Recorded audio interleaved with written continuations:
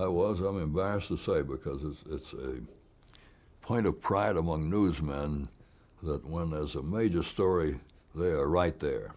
When there was this major story, the president was shot, I was the only place where I was unavailable since I'd come to Washington. I was on a train on the way to New York City to take my first weekend in New York City since coming to Washington. I'd been here a year and a half, maybe something like that. And I got a message. Somebody came through the train, Mr. Monroe, Mr. Monroe. I said, I'm he, William Monroe. And they gave me a note saying the President of the United States has been assassinated. Please return to Washington immediately. So I had to figure out how to return to Washington.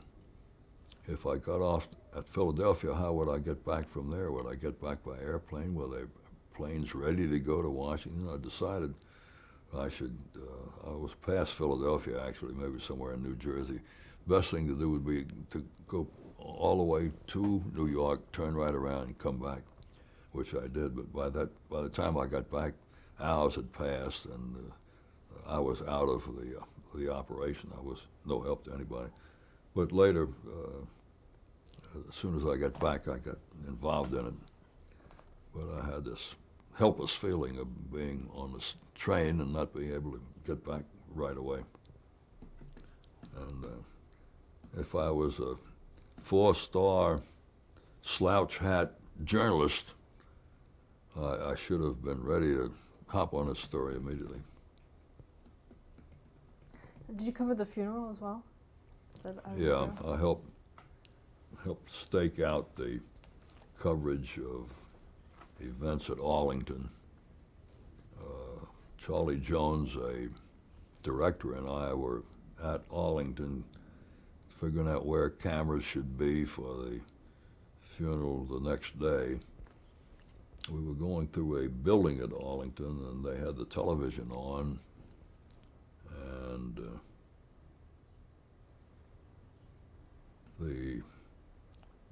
in Texas we were looking at live coverage. Jack Ruby shot Lee Harvey Oswald. Tom Pettit of NBC was there at the time, and we were getting ready for the John F. Kennedy funeral at Arlington, and in the building at Arlington, everybody was glued to this television set and the pictures of the shooting taking place. And that, after we looked at it, and they kept repeating it as they do a couple of times, and we heard Tom Pettit describe what had happened. Another little shock, but it didn't affect our coverage in Washington. We continued our tour around Arlington to figure out where the cameras should be placed.